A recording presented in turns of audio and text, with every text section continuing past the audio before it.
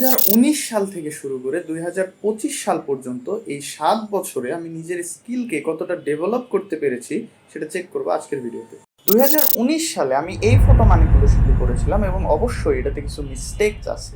2025 সালে এসে আমি যদি সেম ফটো দ্বিতীয়বার তৈরি করতে যাই তাহলে আমি সেটাতে কি কি চেঞ্জ করব এবং এটার ফাইনাল রেজাল্ট কি হবে সেটা আমরা আজকে দেখব। এই এডিটিংয়ে কিছু মিস্টেকস রয়েছে, যেমন নাইট এডিটিং হওয়া সত্ত্বেও অনেক বেশি ব্রাইট, যেটা খুবই আনরিয়েলিস্টিক, এবং বেসে যে শ্যাডো দেওয়া হয়েছে সেটাও প্রপার নয়। ব্যাকগ্রাউন্ড একদমই ঠিক নেই, খুবই আনরিয়েলিস্টিক একটা ফিল দিচ্ছে। দেন ওভারঅল ডিটেইলিং খুবই কম। আগের এডিটিংয়ের মিস্টেকসগুলো ফিক্স করার মাধ্যমে আমি একটি ডিটেইল অ্যান্ড রিয়েলিস্টিক ফিল দেয় এমন এডিটিং করার ট্রাই করেছি, and this is the result. আমার মনে হয় এটা আগেরটার চেয়ে একটু বেটার। আপনার কোনটা ভালো লেগেছে কমেন্টে অবশ্যই জানাবেন।